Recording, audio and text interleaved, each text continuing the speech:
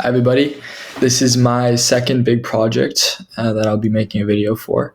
I built a habit tracker with React and Node.js, and I learned a few things about JWT Authentication, MongoDB, and deploying full stack apps.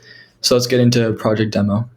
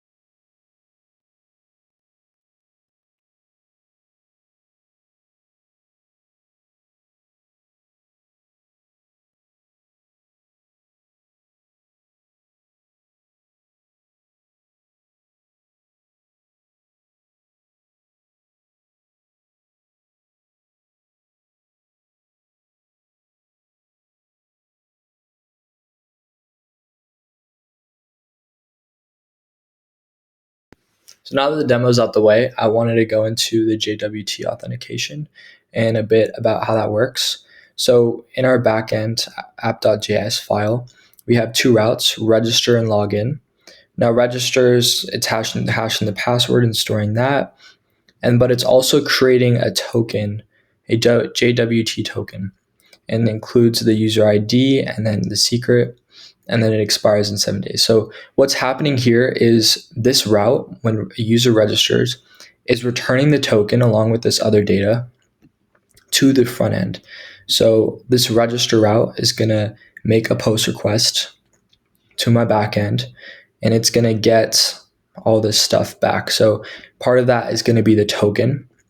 And as soon as we get that response, local storage, the token is set to local storage. That way the data persists. It persists in, so when a user refreshes the page, it doesn't log them out. And Axios instance takes this local storage item called token, and it puts it in the header for every single request that's made in through the front end. So if it's trying to call create habit, it needs an authorization, the token, so it's included automatically. That's why we have this Axios instance.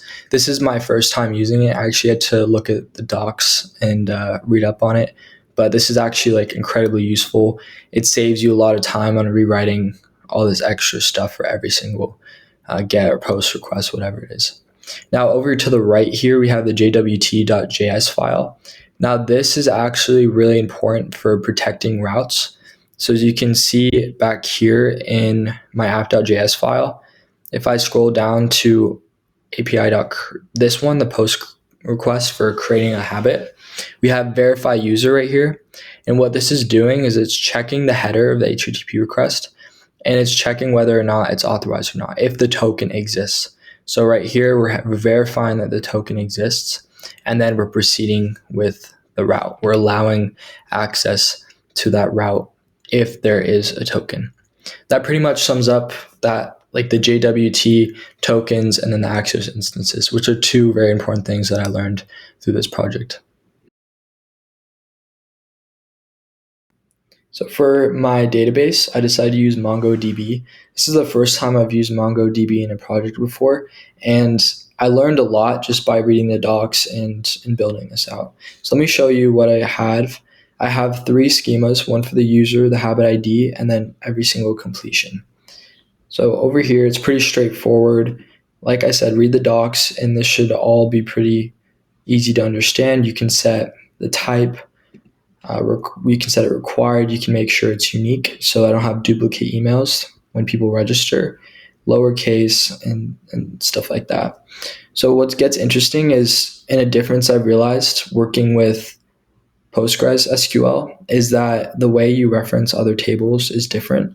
In MongoDB, you're using this schema.types.object_id to reference another table. So this right here for the habit creator is referencing a user that was created.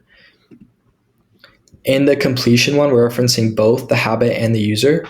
And this is, like I said, kind of what I already went over. But down here in the indexing, that's something completely new that I had to learn. So indexing, there's two reasons for this in this project, in this schema, was because I wanted the habit ID and the completed date to be unique. I don't want to have multiple completed, like I don't want to be able to complete a habit multiple times per day. So the date and the habit ID, the habit that I'm completing has to be unique. Indexing is also a great way to make your queries faster on MongoDB, which is something pretty valuable that I learned. All right, moving on to use context is a valuable thing I learned when building this app. So in React, it's pretty common in bigger projects like this one, where you end up with a file that has all your state and your functions, and you end up having to pass the state or a function from component to component all the way down. It becomes very tedious and kind of confusing as to where you're accessing what. So for this, there's this thing called create context using React. It's built into React. And here's an example where I store my habits and all my functions in this one file. And then I can use it wherever I want. I just have to wrap it around all my other, like my routes and all this other stuff. And then I can access it wherever. So an example of this would be, pretty sure, my habit grid right here uses context. So I'm getting the habits and the loading state from use context, and then I can use it wherever. And this eliminates prop drilling, a really common issue in React apps. Protecting specific routes is also super important. So here we have this. It's like I said doing before, it's taking the token from local storage and it's checking whether or not that token exists. Now, if that doesn't exist and we're trying to get to, let's say, our dashboard down here, then it's not going to let you. It's actually going to redirect you to the home page. So this is also super, super cool. And this is my first time using like React Router too. So all this stuff was kind of unfamiliar to me and just now started learning it. Another fun part of this project where I learned a lot was with the streak logic and some of the date stuff. So in this project, you're obviously working with dates, the date the habit was created, and then the date of the completions. So we have this date logic file here. This is basically just cleaning what you get from the database when a date is completed. Same thing here. We're returning that. We're splitting it up and taking those completions and basically just cleaning it. Here, we're setting the streak equal to 0 because we want to increment this. And we're taking today's date, we're setting the hours to 0, and then we're cleaning that date as well. If there's no completion dates that have today's date, then the streak is equal to 0. So you're returning 0. And then if there is, then check date. You're checking it with today's date, and it's a loop. So you're checking the completion date has, and then the date that's today. And if it does have it, then you're incrementing the streak.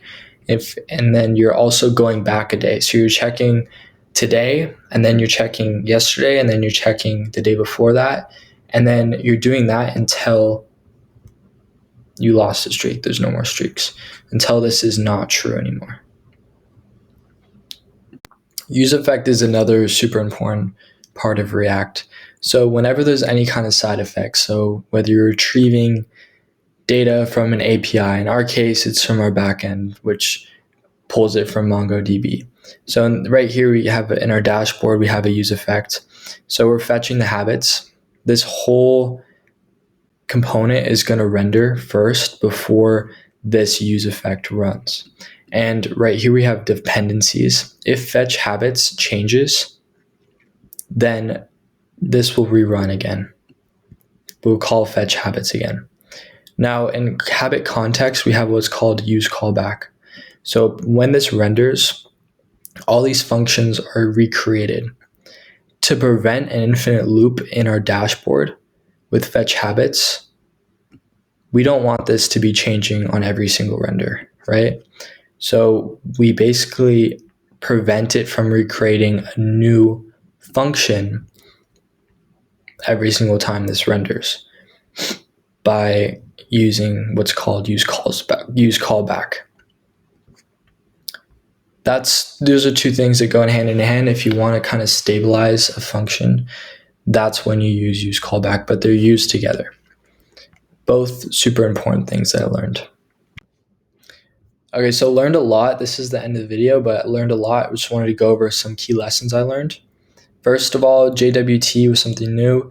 This is stateless authentication. The token contained the user ID, so I didn't have to manage the user ID across the whole application. I used Axios instance for the first time, so I learned how to configure authentication once, so that on every single request, I didn't have to add that token, and it just works everywhere. It's very easy. Context for global state, and then also preventing prop drilling, super important. Indexing in MongoDB was something completely new for me. Prevents duplicates in my situation, and it also helps with speed for querying. Use effect is also a big takeaway from this project. Dependencies matter a lot. I ran into some infinite loops because I had chosen the wrong dependencies. Also, leaving a dependency blank with just the brackets, that is just, I forgot to mention that, but that just means it's going to run once on mount. Yeah, those were the most important things. Some of the things I mentioned in previous videos: environment variables, super important when you're committing to GitHub and deploying a project, and some smaller things like UX. I played around with React Hot Toast for the first time, and I'll show you a little thing with that. If I go to update an app and I hit update, shows a little thing, have it updated. That's a cool thing I learned and played around with. Instead of console.logging, which I can't do when I actually deploy this, I did deploy this. So to get rid of my console.logs and make sure I had good feedback. I also didn't mention, but I have feedback in my forms as well.